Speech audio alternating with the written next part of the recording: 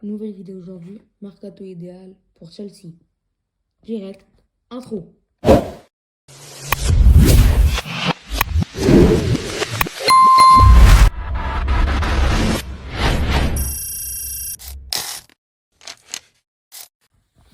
Cette vidéo sera séquencée en deux parties, avec au début toutes les ventes et après tous les achats. Pour les gardiens, dans l'idée, il faudrait enlever un gardien parce qu'il n'y en a aucun qui est vraiment au niveau. Il faut avoir un gardien meilleur au pied, meilleur dans les grands matchs. Et celui qui est le meilleur pour faire partir, qui pourrait se faire vendre le plus cher encore, car il est encore jeune, c'est Jorgensen. Du coup, je vendrais Jorgensen. Et je garderai Robert Sanchez, mais en doublure. Vous verrez plus tard qui je recruterai, mais c'est Robert Sanchez que je garderai pour l'instant. Et je vendrai Jorgensen. Pour le secteur défensif, Chelsea est quand même très très très très bien garni. Les latéraux, à droite, Gusto et James, je pense que c'est suffisant. Gusto, très très très bon joueur. James, un des meilleurs latéraux droits du monde avec Timber ou Hakimi ou Koundé ou autre. Voilà. Même Gusto fait l'affaire. Surtout que James, des fois, joue au milieu, mais Gusto est un top joueur comme James. Côté gauche, Cucurella est un des meilleurs latérales gauche. Certes, il est moins bon cette saison, a des petits creux, mais c'est quand même l'un des meilleurs latérales gauche du monde. Ato qui commence à performer. Et donc pour les latéraux, ça suffirait. Pour les centraux, on sait que c'est très très très compliqué les centraux à Chelsea. À voir, vous verrez si j'en achèterai un, moi si j'en vais en acheter un. Mais je pense qu'il faut au moins en vendre un, voire deux. Tozin ou Badiachil, ou même Fofana, mais Fofana, ça va être bizarre dit comme ça va être sorti du second texte, mais il est sous-coté, je trouve. Il est pas si dégueulasse qu'il a le niveau et que c'est juste compliqué pour lui de revenir.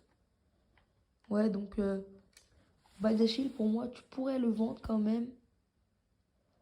Certes, pas un prix affolant, mais tu peux le prêter pendant un an et après, je pense que tu peux lui trouver une porte de sortie plutôt facilement. C'est un joueur, il n'arrive pas à jouer à Chelsea, mais c'est un joueur, il peut jouer facile l'Europa League, je pense. Et Tozin, c'est compliqué, mais tu peux t'en. Mine de rien, il a 28 ans. Chelsea, ça ne marchera pas pour lui, mais c'est. Il peut trouver un autre club, ça sera intéressant pour lui. Là, il est peut-être dans son prime, à voir, même si Chelsea, c'est catastrophique. Je pense que tu peux le vendre pour 5-10 millions à un petit club, voire Ligue 1, de Ligue 1 comme Villarreal. Je pense que je vais te faire un billet sur Tozin. On passe au milieu de terrain. Au milieu de terrain, pour moi, il faudrait vendre Enzo Fernandez. Avec tout ce qui s'est passé, je ne vais pas tout expliquer. Bon, on sait qu'il a dit qu'il voulait partir avec le club qui faisait le Paris, Montréal ou d'autres. On a déjà parlé la semaine dernière. Beaucoup ne jouera pas dimanche contre City. Car Liam Rosselló n'a pas accepté ses excuses. Bon, pour moi, il faudrait la vendre. Tu peux quand même te le vendre à un bon prix. Donc, c'est le meilleur truc à faire. Ensuite, tu penses que tu gardes tout le monde. Ouais, tu gardes tout le monde ensuite. André Santos, il va faire sa place, il va la gagner. Son Enzo, il n'a plus de concurrence. Il va continuer à progresser, il a que 20, 21 ans. Ou 22, je sais plus. C'est très jeune, donc il va continuer à progresser. Caicedo, il reste, même si on l'a lui aussi que le Real, il dirait pas non ou quoi. Lui, il reste, c'est la valeur sûre. Palmer, même ses baisses de régime, il reste. Et Sugo et Lavia, on garde. Enfin, Lavia, C'est compliqué, mais tu peux pas faire partir Lavia à cause de ses problèmes de blessures récurrents. Donc tu gardes. Pareil pour Isugo, jeune talent, tu gardes. Donc voilà. Pour les attaquants, pour moi, il faut vendre au moins 2 ailiers. Les aides de roi, tu les as, Palmer, Esteban. C'est côté gauche qu'il faut enlever. Gittens et Garnacho qui doit partir. Je pense à tous sur Garnacho. Car Gittens a du talent. Garnacho en a beaucoup, beaucoup, beaucoup, beaucoup moins. Que là, c'est son plus gros potentiel qui ne peut pas faire mieux en soi. Même s'il n'a pas fait une saison de ouf, il a quand même eu des coups de génie de moments. Mais pour moi, il n'aura que des coups de génie comme ça, parfois, à des instants, mais pas tout le temps. Alors Kitten, c'est du talent, il l'a prouvé l'année dernière. Où il a été régulier en début de saison, au moins fin de saison. Et il est plus talentueux. Il pourrait s'imposer à Chelsea. Donc je le garde. Et je ferai partir Pedro Neto. Ça, c'est que moi, mais pour moi, vu sa saison, vu ce qu'il fait, il faudra aller chercher un autre ailier, un meilleur ailier gauche titulaire. Même si lui, il peut jouer droit, ailier gauche. Ouais, il faudra le partir. Tu pourrais trouver un bon chèque pour lui. Donc, le meilleur choix, c'est de le laisser partir. Joao Pedro et Liam Delap, tu les garderais. Après, on sait qu'il y a Nicolas Jackson qui va revenir. Nicolas Jackson qui va revenir, on sait que le Bayern, ça va être compliqué. Il y avait des raisons pour qu'il parte, mais là, ça va être compliqué. Vu les raisons que le Bayern avait mis dans le contrat. Mais vu la saison qu'il a fait, pas si dégueulasse. Il trouvera une porte de sortie pour moins de 20 millions peut-être, mais une porte de sortie pour plus de 20 millions, il a quand même un truc. Il n'avait pas fait une mauvaise canne non plus, donc il trouve une porte de sortie. Joao Pedro, on garde indiscutablement. Il peut même jouer 10, 9, il commence à mieux comprendre le poste. Et il aime de la peur, mais de rien, on garde. On garde. Et Marguerite, je voudrais un prêt, mais ça c'est plus compliqué.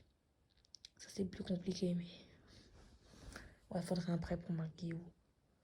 Parce que c'est pas un mauvais joueur, mais il n'arrivera pas à s'imposer même parce qu'on sait que Strasbourg, ça va être compliqué, mais à part à Chelsea, t'as ce mec qui va arriver. T'as Gwenda d'ailleurs aussi en ailier. T'as Barco aussi. Donc Chelsea va ramener des joueurs français. Pourquoi pas leur donner? Donc Marguerite aussi une option fiable, qui a un peu de talent, formé au Barça, qui jouait en conférence l'année dernière et qui a réussi à marquer des buts.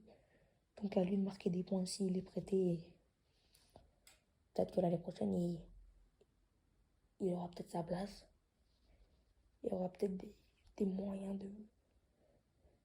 de passer, même avec la concurrence. Donc prêt pour Marguillo, vente pour Pedro Neto et Garnacho.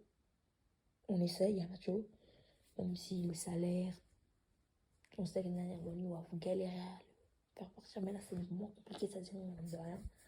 Donc je pense qu'il faut faire partir les deux. Palmer, Esteban, on garde.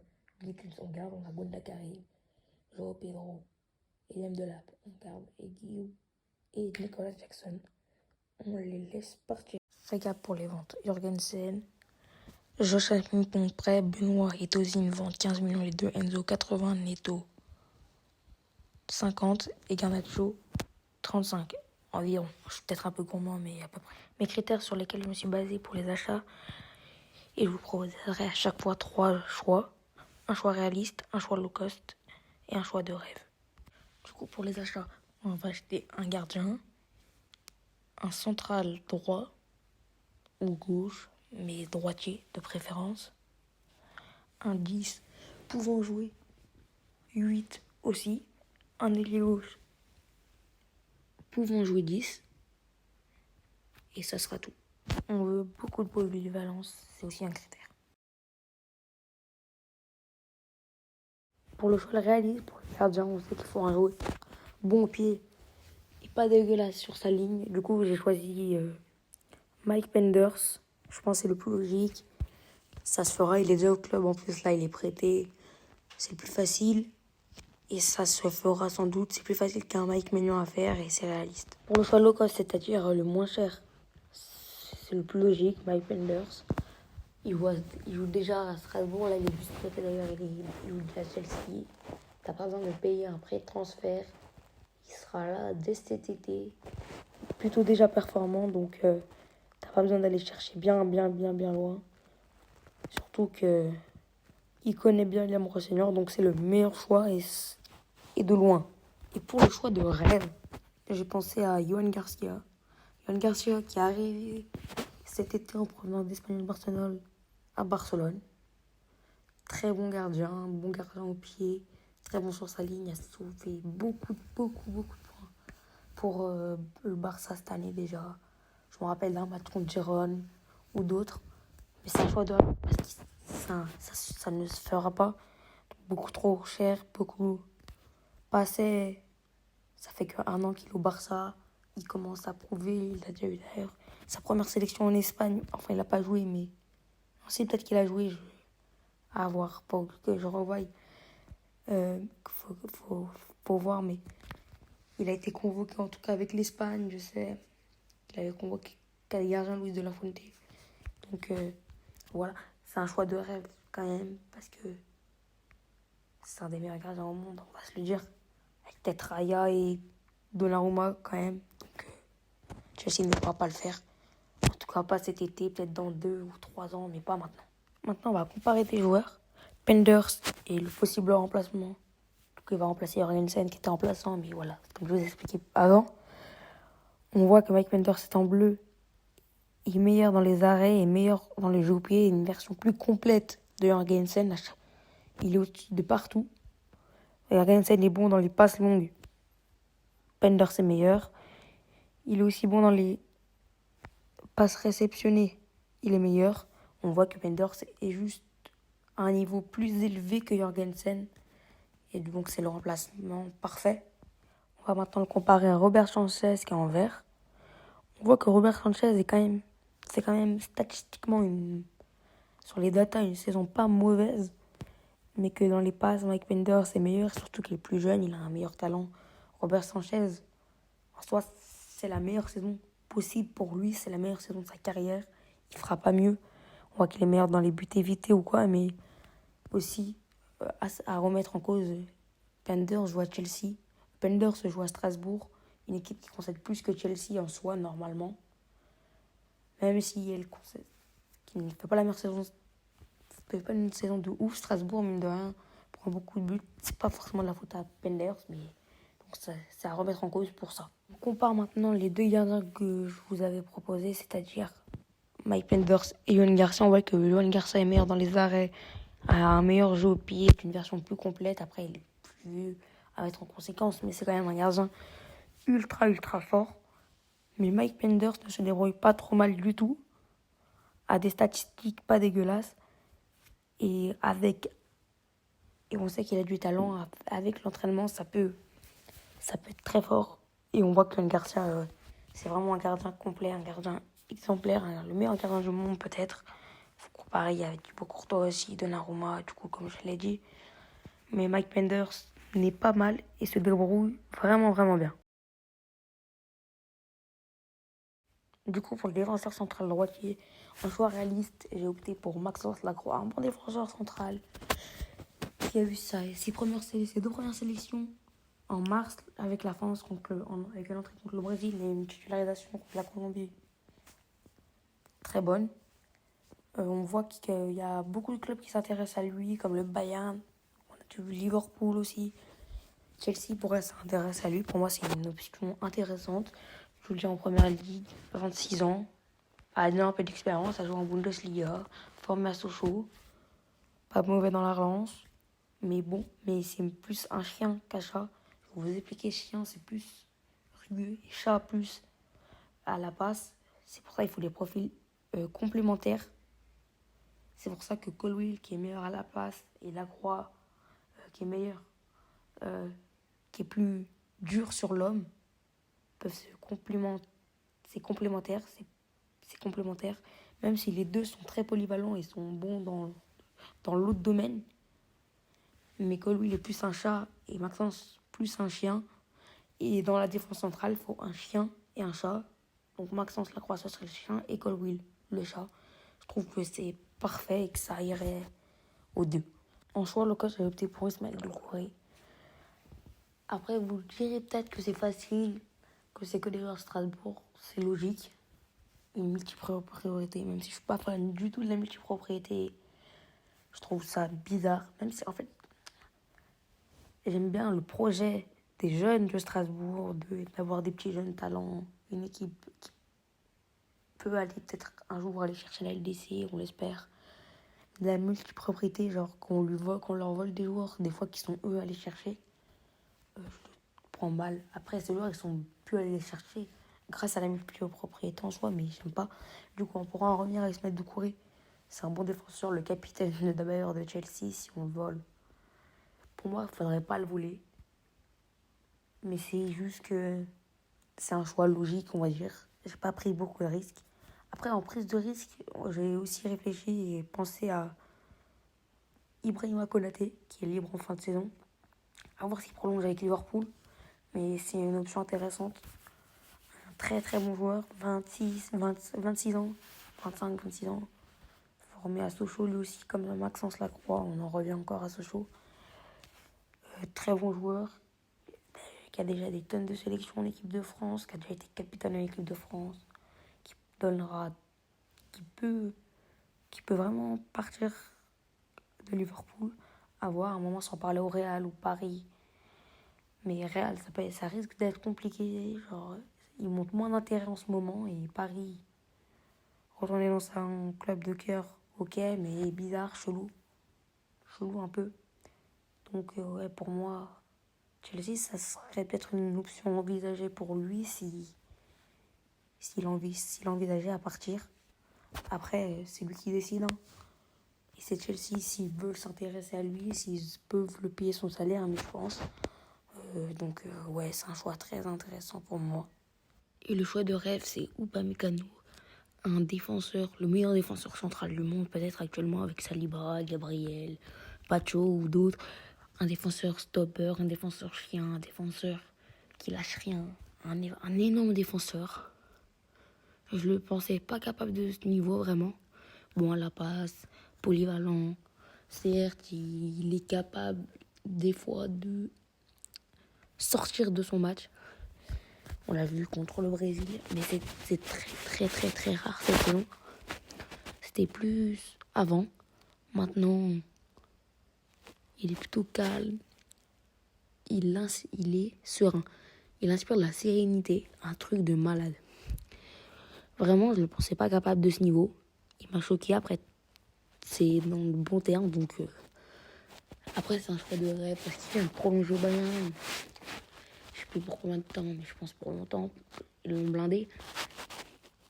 Mais en tout cas, ça aurait pu être une possibilité pour ce Chelsea-là.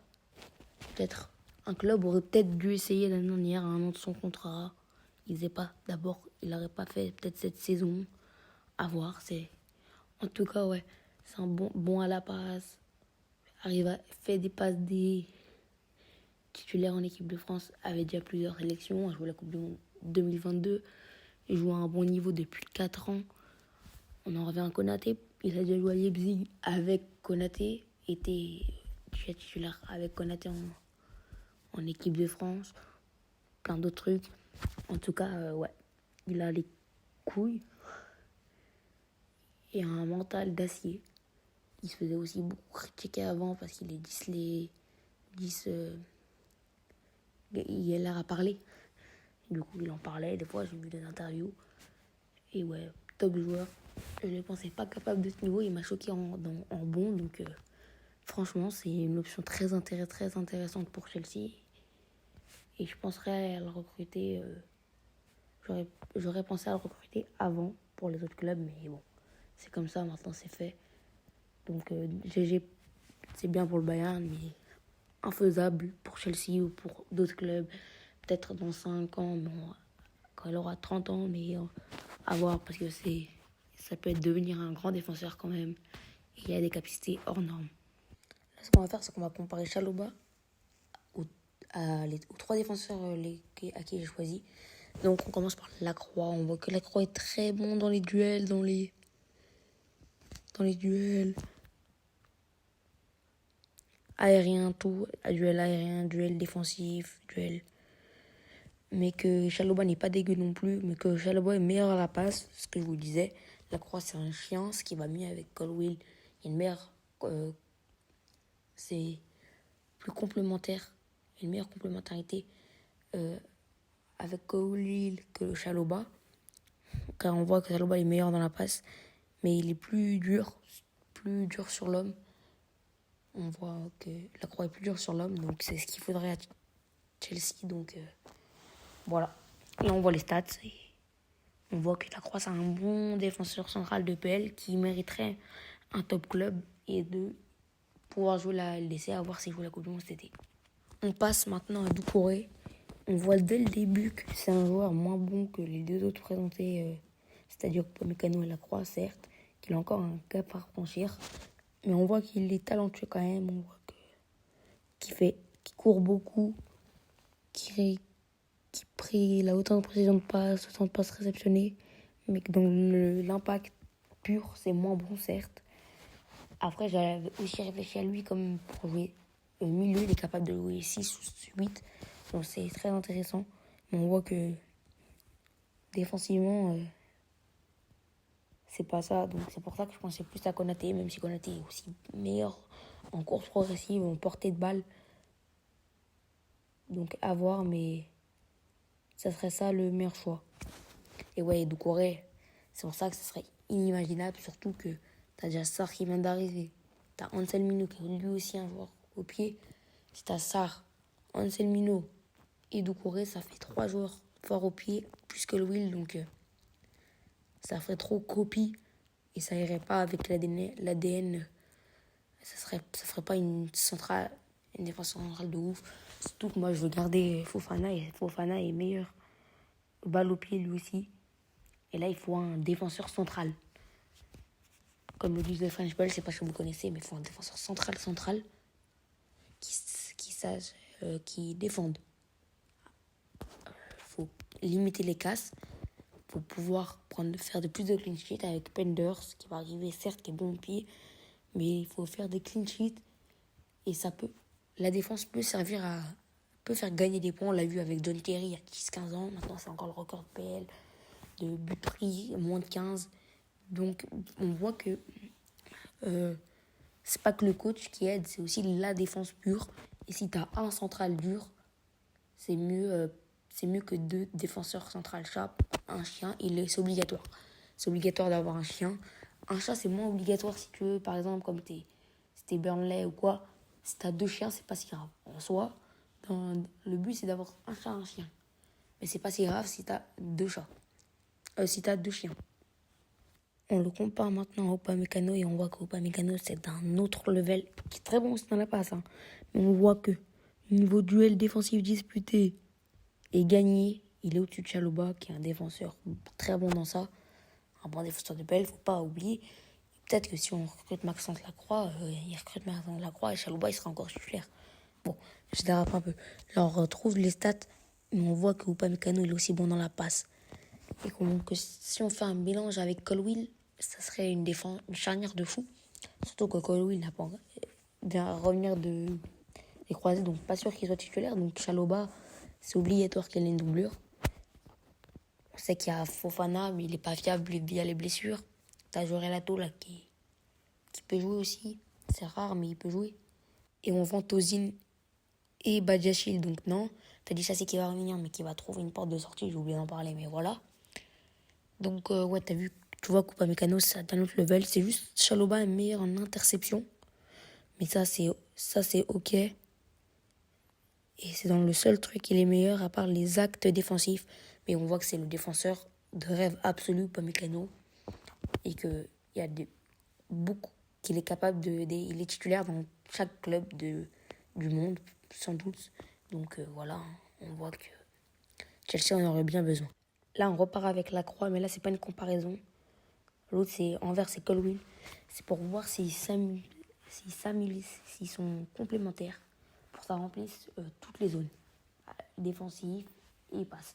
On voit que Colwill est meilleur que la Croix en passe.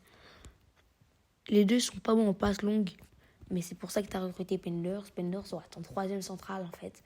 Comme il faisait à Chelsea, vous avez peut-être vu contre Crystal Palace. Des fois, ils ont failli prendre des buts comme ça. Mais c'est comme troisième défenseur, comme Alan Neuer, quand Pep Guardiola l'a fait en premier.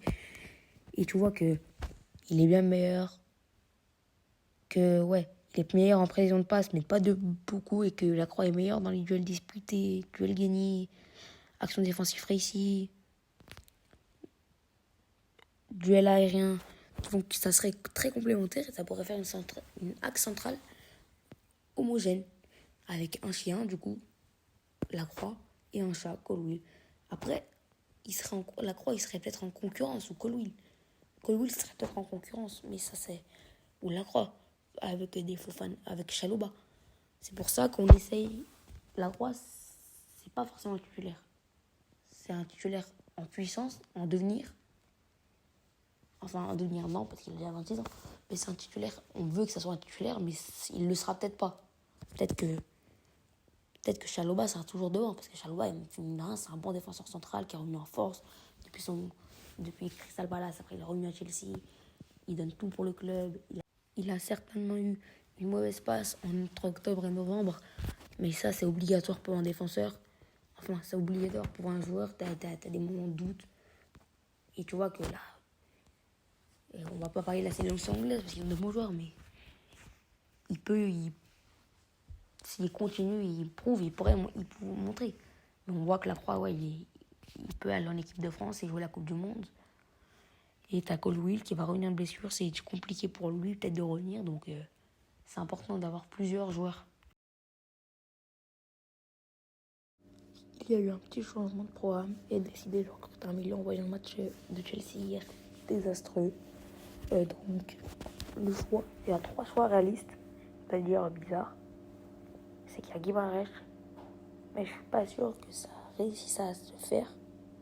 Un très bon joueur, Guimarães, qui joue Campbell, costaud, qui a une qualité de projection très bonne, temps, âgé, mais qui peut encore performer pendant au moins 4-5 ans.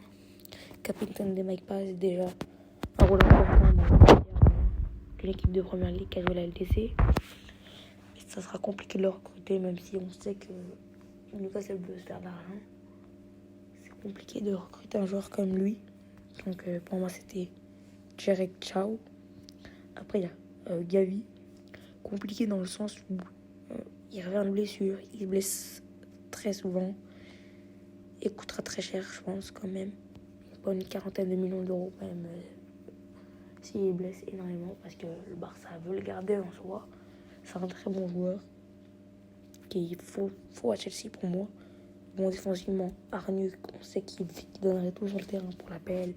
C'est magnifique. Il donnerait son âme, son tout.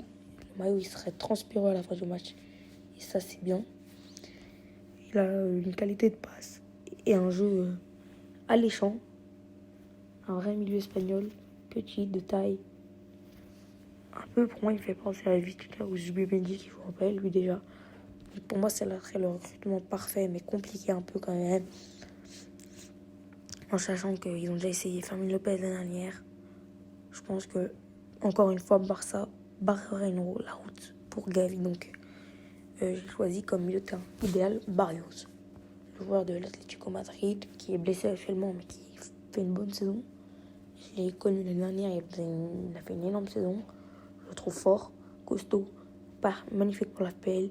Il a un jeu au pied, un bon jeu au pied, je trouve des passes énormes, un box-to-box parfait qui serait grave complémentaire avec Moïse Caicedo. Donc pour moi, faut foncer très vite. Et ça serait le meilleur choix. Je trouve que Chelsea a André Santos aussi, un profil presque similaire. Mais Barrios est meilleur à l'instant T. Peut-être que André Santos gagnerait sa place. Mais c'est pour ça que je vais décider de le retrouver en milieu. Parce que pour moi, il fait le taf. Mais il faut passer dans une autre catégorie avec Caicedo et Barrios. Tu remplaces magnifiquement Enzo Fernandez.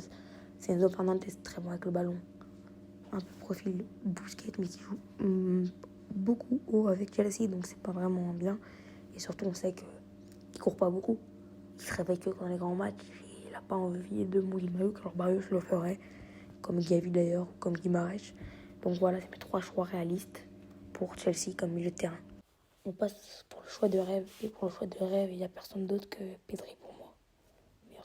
Meilleur milieu de terrain du monde. Très bon en récupération. Il récupère énormément de ballons, intercepte énormément de ballons. Un des meilleurs. Si vous avez vu le profil d'Adascout, que je retrouverai, c'est un des meilleurs. Après, Rodri en récupération, il récupère énormément de ballons. Et avec le ballon, une merveille.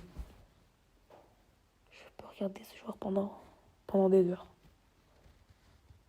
Il m'impressionne. C'est au-dessus de tout le monde et Chelsea en aurait bien besoin dans la qualité de passe. Après, à voir si ça marche avec la première ligue, c'est un petit doute dans le sens où un peu frêle, il se blesse souvent, ouais, moins que Gavi, mais il se blesse énormément. Donc, à voir. Mais ouais, c'est le choix de rêve, il n'y a pas mieux, c'est le meilleur milieu de terrain du monde. C'est quoi avec Vitinha, mais Vitinha n'irait pas dans le jeu de Chelsea actuellement.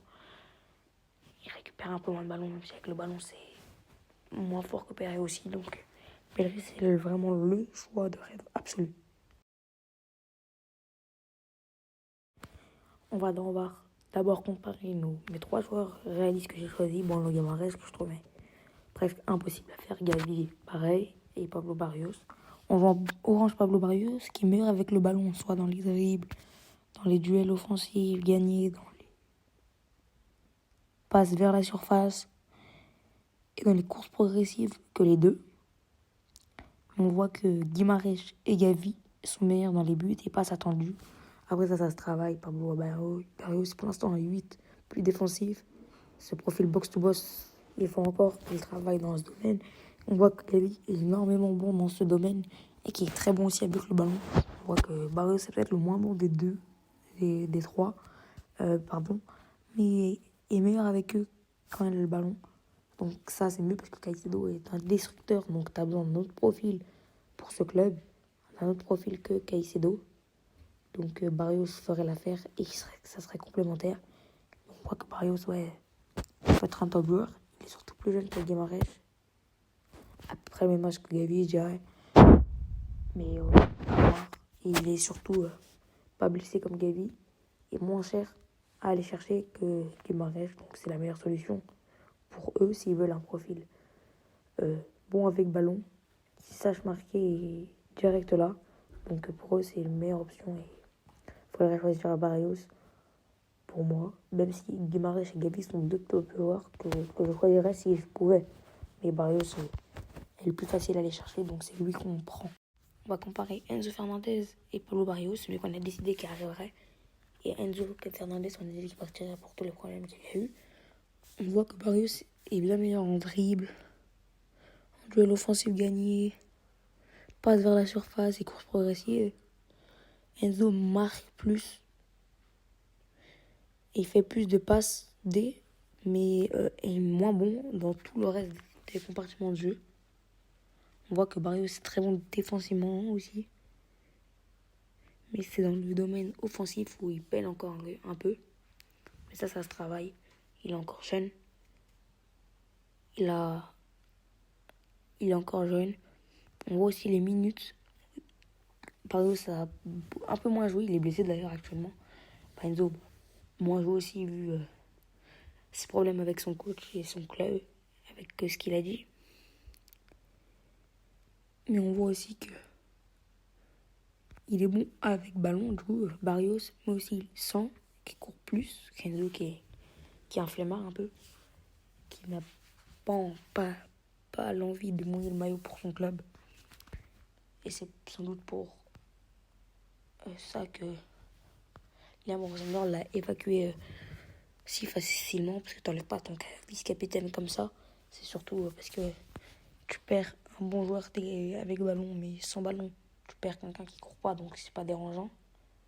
Alors si tu perdais Caicedo, là, tu aurais le seum parce qu'il court énormément, c'est un joueur très important. C'est pour ça que là, il le laisse ne pas jouer, il le sanctionne, entre guillemets, à voir s'il jouera en fin de saison. Et Barrios, il reviendra en fin avril. Peut-être qu'il sera en demi-finale de LDC à voir contre le Barça. Et donc, il jouerait peut-être Arsenal ou Sporting, sans doute Arsenal, à voir. Mais il peut faire une grosse saison, Barrios, et peut-être qu'il se vendra un peu plus cher, mais pour moi, tu l'achètes pas plus de 50 millions, parce que c'est quand même un bon joueur, mais il n'a pas encore explosé. Là, on va pas comparer, mais on va les associer pour voir leur complémentarité entre Caicedo et Barrios. On voit que Caicedo n'est pas censé marquer plus que Barrios, mais il marque plus car Barrios n'a pas encore franchi ce cap, mais que dans les dribbles, il réussit énormément de dribbles Barrios. Pas dans la surface, il est très bon. Duel offensif gagné, course progressive, il court beaucoup. Vers l'avant avec le ballon. Duel aérien gagné, il est meilleur un peu. Caicedo est meilleur en duel défensif. Interception, but. Pas d'attendu, mais pas de beaucoup, parce que les deux sont pas les meilleurs. Passe réceptionné, c'est équivalent. Précision de passe, Caicedo est mieux. Il passe progressive. Barrios est légèrement meilleur, mais ça se joue à rien. On voit que au niveau des passes, Barrios c'est un mec plutôt avec un QI de foot plutôt élevé. Il trouve des passes, des très belles passes. Avec les highlights que je vous ai mis juste avant, vous pouvez le voir. Il trouve des belles passes en profondeur. Il arrive à se projeter avec le ballon, à courir avec le ballon en gagnant des mètres. Ça, c'est aussi intéressant. Il a deux possibilités pour faire avancer le jeu. C'est carré, ça. Surtout que Caicedo ne fait avancer le jeu, mais pas de la même manière. Lui, il est bon. Il a une grosse frappe, Caicedo. Barrios, je pense qu'il peut se développer encore sur ça, mais c'est un bon joueur, vraiment. Et on voit que le but de... Là, Chelsea joue à deux milieux. Le but des deux milieux, c'est que ça, dans la zone de tasse route là, tout soit rempli. On voit que tout n'est pas rempli. On voit que dans les duels à rien gagner, les deux, c'est pas élite. C'est pas Joao Neves qui est ultra fort, mais ça se joue. Et on voit que, ouais, c'est pas élite encore, les deux. Mais les deux sont pas très vieux pour encore progresser dans le futur. Donc ça, c'est à voir. Peut-être qu'un jour, ça sera les deux meilleurs milieux ensemble du monde. Bon, ça, faut pas envisager trop loin parce que il n'a pas un talent vraiment à la hauteur de Pedri ou de Vitinha encore. Après avoir un Espagnol, peut-être qu'il jouera un jour la Coupe du Monde ou l'Euro. Pour l'instant, c'est compliqué. Peut-être il sera dans l'équipe convoqué, mais pas plus. Ça, l'ailier gauche, il y a vraiment besoin d'un renfort pour moi parce qu'on voit Pedro Neto parce que je trouvais que c'est pas le joueur qui faisait franchir un cap. Garnacho de même. Et Garnacho, il ne pourra jamais franchir un cap, donc on passe. Et j'ai pensé à Gordon, très très bon joueur. Il joue beaucoup buteur faux neuf cette année avec Newcastle. Il a été éliminé de Ligue des Champions, mais il a marqué du but. Bon, certes, avec beaucoup de buts contre Karabakh, donc tu peux les enlever. Pas de buts contre Barça par exemple ou d'autres. Donc ça pêche encore un peu. En première ligue, il a 5 buts, c'est pas énorme on va se dire, mais il commence à marquer. Je crois qu'il a marqué il n'y a pas très très longtemps. Du coup, moi je pensais que c'était un bon ailier gauche du coup qui marquait, qui franchit un cap bon techniquement. Pas très très vieux, 25-26 ans je crois, peut-être 24. Et il peut pour moi, il faudrait laisser dans la position de numéro 10. On sait qu'il faut 9, pourquoi pas 10. Il a une qualité de passe sous-côté. Il pourrait peut-être faire avancer le jeu. Il joue dans le demi-espace gauche. Il colle des fois la ligne, pas tout le temps. Comme des fois il joue faux neuf, ça peut dépendre. Franchement, ça pourrait faire une doublure. Au numéro 10 qu'on va choisir plus tard, juste après. Donc à voir. Et surtout, ça aiderait peut-être Palmer à souffler. Des fois jouer à droite, des fois jouer en 10 s'il faut. Et t'as Gwenda qui va jouer à gauche au cas où si Gordon doit jouer 10. Gwenda, c'est un bon joueur. Après, à voir les attentes qu'il y a sur lui, parce que pour l'instant, il est jeune encore. Donc à voir. Mais Gordon, c'est un choix très intéressant pour moi. Là, on va passer au choix low cost. À San Diego, j'ai pas vraiment trouvé de choix low cost parce que c'est un poste où il n'y a pas vraiment de joueurs peu cher pour moins de 30 millions. C'est encore un jeune joueur, je crois, moins de 23 ans, encore un espoir qui joue à Com. Du coup, j'ai pas trop de choix vraiment low cost. Du coup, on va pas s'acharner sur son cas. J'ai trouvé ça pas au hasard, on va dire, parce que j'ai quand même fait des recherches et tout. Mais c'était une pépite qui n'avait pas encore prouvé qu'il y avait encore le temps. Donc, un peu comme le projet Chelsea, mais qui coûtait 7 fois moins cher. C'est pour ça que je l'ai choisi. Mais sinon, on va pas vraiment s'intéresser sur son cas parce que c'est pas vraiment un choix low cost, forcément. On passe au choix de rêve. J'avais pensé à 2 joueurs.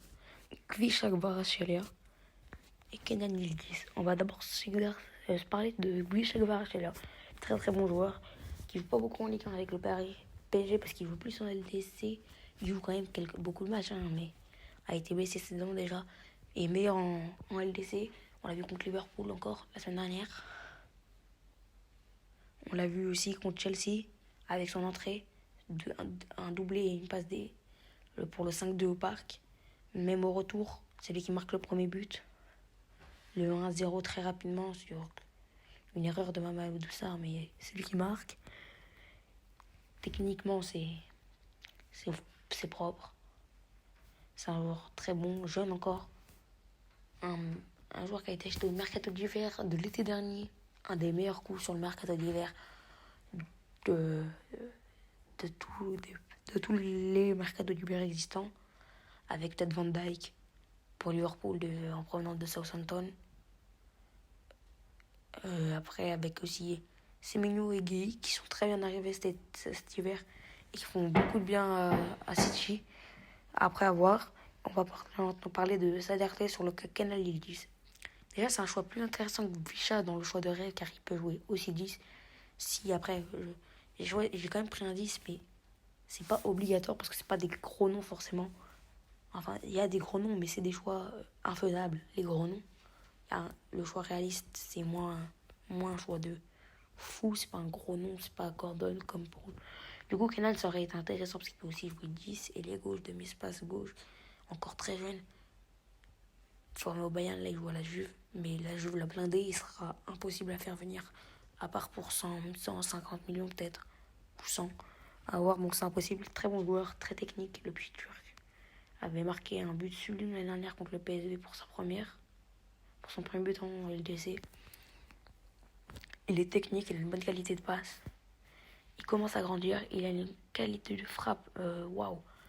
Un des meilleurs tireurs, pas à l'arrêt, un des meilleurs tireurs qui met des frappes de fou. Donc très bon joueur, donc j'avais hésité entre ces deux-là. On finit par le numéro 10. Et en choix réaliste, j'ai choisi Morgan Gibbs-White, le joueur de Nottingham Forest qui a failli partir à Tottenham l'année dernière. Peut-être que c'était un bon choix finalement, que le transfert est capoté. Je ne vais pas m'éterniser longtemps sur lui. Il fait plutôt une bonne saison. Un des meilleurs de Nottingham dans une saison qui est compliquée pour eux. Je ne vais pas m'éterniser quand même sur lui, mais voilà, donc c'est mon choix réaliste. Comme choix low cost, c'est forcément logique, très logique. C'est le joueur de Strasbourg, le joueur qui est Luko Nsido, qui fait une bonne saison à Strasbourg. Un joueur très solide techniquement, qui marque, qui joue en neuf en ce moment, avec la blessure de Panicelli, même si la Emeka commence à revenir, donc à voir. C'est un très bon joueur, il marque beaucoup, il tire les pénaux. En tout cas, Panicelli ne les tire pas.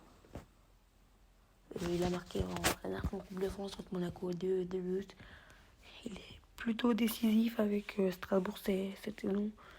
Après, à voir si le cap Strasbourg-Chelsea n'est pas trop dur, surtout qu'à Brighton, il n'avait pas forcément réussi. Après, il avait été prêté à Ipswich, il n'avait pas forcément réussi non plus.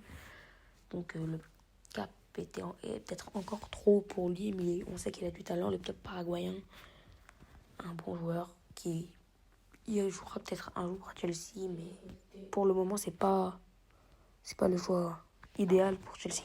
Pour le choix de rêve, c'est Fermin Lopez, qui a déjà été pisté par Chelsea l'année dernière, on le sait. Il a, il a fermé la porte. Maintenant, il a encore plus explosé. Il est titulaire maintenant avec le Barça devant le. C'est un top joueur dont je suis tombé amoureux.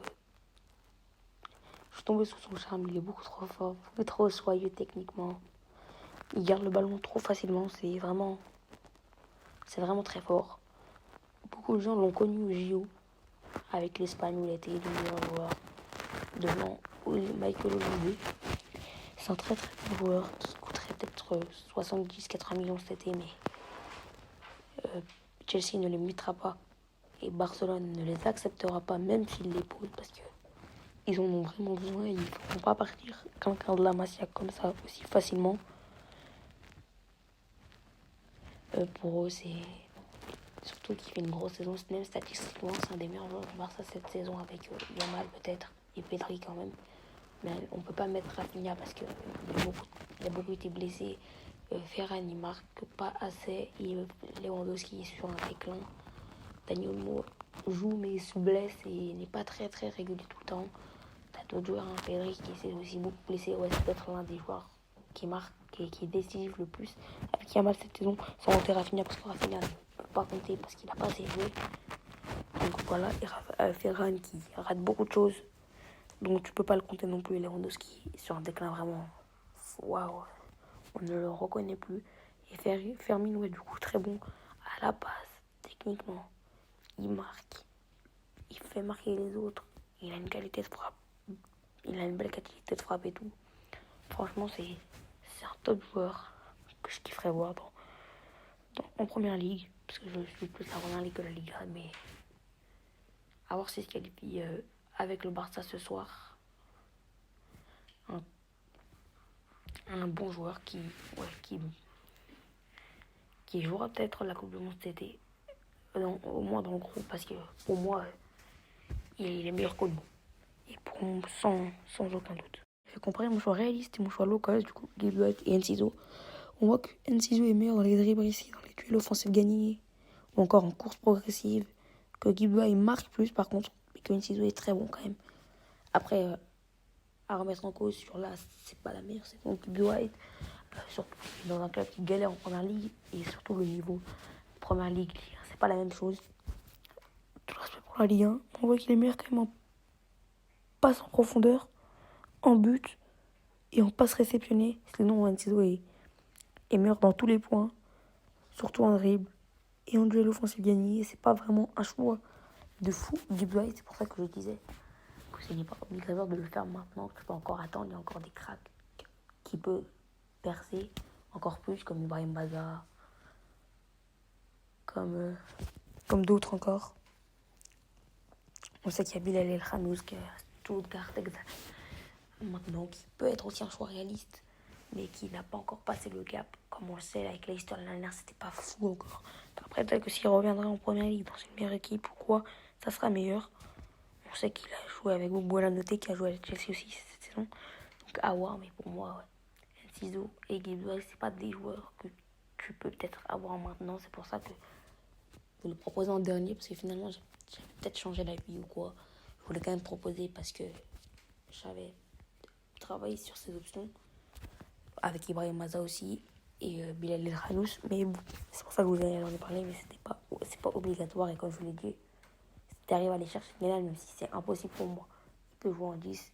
Et si tu vas chercher Gordon, pour moi, tu peux essayer de le mettre en 10 des fois. Et peut-être que ce sera un très bon joueur. On sait que des fois, je change mon poste.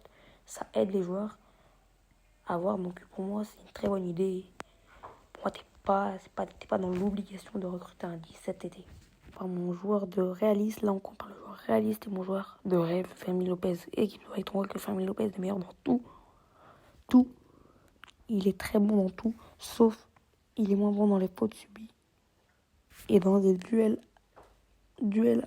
offensifs gagnés, ou encore les actions défensives réussies. Mais dans l'autre compartiment, il n'est pas très bon dans quelque chose, forcément. À part pas à son fondeur en quoi, mais il est très bon dans tout. C'est un joueur trop fort pour moi. Il a sa place dans n'importe quel club du monde actuellement. À part quelques clubs quand même, on va pas se mentir. Que City, je pense pas qu'ils en ont besoin, ou que Paris n'en a pas forcément besoin. Mais il peut être titulaire à Chelsea, à Liverpool, à Man U, à voir peut-être avec Bruno. Mais Bruno Firmino peut jouer à gauche, il aurait sa place. Dans n'importe quel club, même à Aston Villa avec Rodgers, c'est un joueur auquel j'ai pensé, mais qui coûtera beaucoup trop cher pour son niveau de jeu possible. C'est un très bon joueur, mais il est irrégulier de malade. Il ne sait pas tenir sa régularité sur une saison. On sait qu'il était très bon au mois de décembre, je crois, au décembre, janvier. Il a mis un but magnifique contre Manu. Il venait de mettre 5-6 buts d'affilée, mais il est en baisse de régime total. Total. Et l'année dernière, il avait joué à la LDC, il avait marqué un beau but aussi. Il avait marqué un but, pas un beau, contre Paris. Il avait célébré à la Cole Palmer. Mais c'est l'un des seuls moments de gloire véritable de sa carrière avec les Trois Lions. Il va peut-être jouer la Coupe du Monde, peut-être pas titulaire, à voir ça. C'est les choix de Thomas Tuchel, c'est pas les miens. Donc à voir, mais. Et ouais, du coup, pour en revenir à Fermin, c'est un top joueur, vraiment le choix ultime en 10 actuellement pour moi. Du coup, tu pourras pas l'avoir et c'est peut-être à aller chercher si tu le veux, mais il faut pas payer plus de 50 millions pour moi, tu te fais arnaquer. Donc, pour moi, j'irai pas sur un 10 cet été. Là, on voit mon 11 final avec 6 recrues. Mais du coup, 5 sans compter Barco qui le fera tout seul. Genre, c'est pas moi qui l'ai décidé. Barrios n'est pas fiché en jaune là, mais il est bien recruté. T'as Gordon qui peut jouer aussi en 10. Gibbs White en 10, mais c'est pas obligatoire. Du coup, en vrai, t'as 4 vrais recrues pour moi obligatoires. Penders, mais ça se fera tout seul, qui arrive à revenir. Donc, t'as 3 recrues. T'es obligé de les faire. C'est Lacroix, Barrios et Gordon. Pour moi, t'as pas besoin d'autres postes. Le 9, je sais qu'il y en a, ils utilisent, mais là, il n'est pas marqué. Mais t'as Emeka qui va arriver. À gauche, t'as Kwanda et tout. T'as Pedro qui peut aussi jouer en 10, t'as rien. Faut pas l'oublier. Du coup, c'est vrai que t'as vraiment pas besoin d'un 10. Ça, c'est mon final. La vidéo n'est pas encore finie. On va parler un peu encore tactique. Je vous laisse continuer. Et par contre, je vous dis de vous abonner, de booster la vidéo, commenter, partager. Merci, ça donne de la force.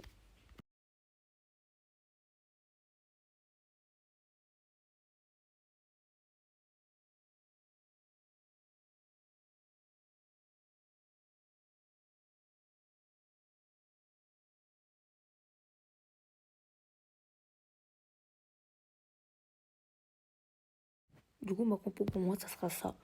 T'enlèves Gibbs White. Pour moi, tu l'achètes pas. Tu dois pas l'acheter, Gibbs White. Ça, c'était juste au début, j'avais pensé. Mais finalement, je trouve pas ça très, très logique. Et tu mets Joao Pedro sur l'attaquant. Et l'attaquant, c'est Emega. Pour moi, c'est parfait avec ailier gauche. Tu mets Anthony Gordon. À droite, Palmer. Barrios, Caicedo. James, Lacroix, Colwill, Cucurella. Et Penders et le portier Penders. Pour moi, c'est parfait car je vais vous expliquer. On sait que Pedro jouait beaucoup sur l'attaquant et il est meilleur sur l'attaquant, même s'il commence à être très très bon en neuf. On sait que c'est pas son poste de prédilection de base, c'est pas son poste fatidique. Donc pour moi, tu vas l'enlever. T'as Gordon qui joue beaucoup, qui peut jouer aussi neuf. T'as Pedro, t'as Emega, t'as 3 joueurs qui savent jouer dans la surface. Et on sait qu'il faut marquer. Donc pour moi, c'est ultra important. Là, je vous propose ma première formation avec ballon. Un 2-3-5. Ça a été beaucoup popularisé par Slot l'année dernière avec Robertson et Trent qui revenaient là avec Gravenberg. Donc là, on voit que tu as Colwill et Lacroix qui écarteraient. Penders, ce pourquoi on l'a recruté, ce qu'il faisait avec Strasbourg quand il y avait Liam Rossenior, 3e défenseur, le central, et voilà. En 6, Caicedo avec Cucurella et Barrios.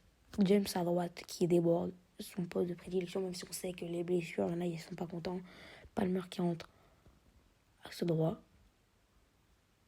Pedro à gauche. Anthony Gordon ailier gauche et Emega en pointe. Et tu sais que là, t'as Pedro qui s'est marqué. Palmer qui s'est marqué quand il est dans cette position et qui s'est livré des caviars. Et Emega, dont on attend beaucoup peut-être, mais qui peut peut-être faire une grosse saison. Donc pour moi, c'est une bonne formation avec ballon. Là, je vous propose la deuxième formation avec ballon, avec toujours Penders et les deux centraux qui écartent. Et c'est un 2-2-4-2 avec en pointe Pedro et Emega. Pedro qui monterait en passe offensive. Palmer qui reviendrait là. Son poste de prédilection. James qui écarterait côté gauche. Cucurella qui irait dans le demi-espace gauche. Comme on sait qu'il le fait très bien cette saison. Comme aussi Nico Iliasic. Gordon toujours à gauche. Et là, ce qui permet d'avoir 2-9. Plus de présence dans la surface. James qui a une super qualité de centre. Palmer qui est très fort et qui peut distiller des très bons ballons là et qui peut finir. Cucurella qui peut se projeter et aller marquer comme il sait le faire. Gordon qui peut déborder, aller centrer, aller dribbler ou rentrer dans l'axe. Pedro peut aller à gauche. On sait qu'il peut le faire. Pedro aller à gauche si Gordon rentre. C'est aussi une formation très, très intéressante. Je la kiffe aussi à voir. C'est la même formation, c'est toujours un 2-2-4-2. Sauf on passe Pedro, demi-espace gauche. Cucurella à gauche. Il peut centrer, on sait qu'il est très bon là. Il peut jouer demi-espace gauche ou à gauche totalement. Il déborde. Et Gordon en pointe. Comme on vous l'a dit, Gordon peut jouer faux 9. Pedro peut jouer en 10. Ça, c'est très intéressant pour tu peux changer en cours de match. Changer de match à un autre. C'est très intéressant. Et ça peut se faire aussi. Ça peut faire devenir l'équipe adverse folle. Je sais plus où les joueurs sont. Ça change. Palmer, il peut aussi partir à droite. James qui rentre dans le espace droit. James peut redescendre Barrios monter comme ça. Même si on sait qu'il n'a pas encore passé ce cap, il peut le passer avec de l'entraînement. Peut-être qu'il sera, ça sera un top joueur. Il arrivera à marquer comme Enzo Fernandez, mais en plus il sera meilleur meilleur avec ballon, genre dribble et tout. Et il sera aussi plus combattant. Donc t'as beaucoup de solutions avec cette équipe, avec le joueur très Barrios qui peut jouer là, qui pourra peut-être un jour se projeter. T'as Gordon qui peut jouer 10 pour moi. Faux 9 et à gauche. La croix toujours. Ça change pas. C'est toujours la même que précédemment avec 2-4-2. Sauf là, c'est encore Pedro et Mega. Sauf que cette fois, Cucurella n'est pas dans le espace gauche, mais à gauche. Et c'est Gordon qui va dans le espace gauche, comme je vous le dis, il peut jouer 10. C'est-à-dire, si tu veux au début, Cucurella dans le espace, Gordon à gauche. Après, à un moment, tu peux switcher. À un moment, tu peux switcher Gordon, Pedro. À un moment, tu peux switcher Pedro et Mega. À un moment, tu peux switcher Palmer, James. À un moment, tu peux switcher Barrios, James, Palmer, les trois. Tu peux former des triangles facilement avec Palmer, James, Barrios, Gordon, Caicedo, Cucurella. Pedro, Palmer et Mega. Pedro, Gordon, Cucurella. Gordon, Pedro et Mega. Trois mecs qui ont déjà joué dans cette saison. Presque leur poste, ils ont peu joué. Gordon, il a énormément joué. Il joue aussi beaucoup à gauche, mais il a énormément joué. Mega, il joue là-bas de base. Même s'il est blessé, il jouait là-bas. C'est son poste de base. Pedro qui commence à s'y faire tout. Là, c'est une équipe avec trois mecs qui peuvent aller dans la surface, rentrer. Un grand, un plus petit. Trois styles différents. Pedro très bon avec le ballon. Gordon aussi, mais différemment. Genre, et Mega qui est grand, qui a un instant plus de buteur. Vraiment, là, c'est une équipe presque parfaite. Pour moi, t'as les joueurs qui te manquaient. Garnacho, tu le remplaces par qui? Gordon qui est meilleur.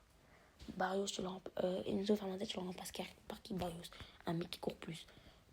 Chaloba, tu le mets sur le banc, mais pas forcément. Lacroix, il peut sortir. Les deux sont en concurrence, même avec Fofana qui a fait un superbe match contre City la dernière fois. Donc, soit tu as vraiment un esprit de changement et de flexibilité intéressant comme l'a déjà fait PSG. Donc, pour moi, là, c'est une équipe parfaite qui pourra les concurrencer pour le titre dans 2-3 ans. Avec un Barros meilleur, Gordon à son prime, un Pedro qui progresse encore plus, un Palmer qui sera encore plus régulier, avec un James qui peut-être se blessera moins, avec Emega qui saura plus s'adapter. Donc vraiment, là, c'est peut-être pas pour l'année prochaine, mais c'est pour dans 2-3 ans, pour aller chercher un projet long terme. Donc là, tu auras même de l'expérience. Là, je crois qu'un une d'expérience, Gordon pareil, Emega moins, mais ça c'est déjà fait, Wanda moins, mais ça prendra. Et tu as même dans l'expérience avec un groupe jeune qui pourra faire sur du long terme. Là, c'est pas tu gagnes tout de suite, si tu gagnes dans 2-3 ans. Peut-être si tu peux gagner l'année dernière, c'est bien. L'année prochaine, c'est bien, mais là, c'est pour gagner pour gagner dans les 5 prochaines années. C'est un projet que tu dois réussir. Pour moi, c'est planifié et voilà. Pour finir, j'ai fait simuler cette saison avec l'effectif. Deuxième de première ligue fini. Tu finis en demi-finale contre le Real en LDC. Tu gagnes la Emirates et tu perds en finale pour la FA Cup. Voilà. Donc les meilleurs joueurs ont été Palmer, Pedro, Gordon, Caicedo et Penders dans les grands matchs. Voilà, c'est une fin de vidéo. Abonnez-vous, likez, commentez, partagez, poussez la vidéo quand vous êtes sur smartphone, tablette ou iPhone. Merci de l'avoir regardé. A plus.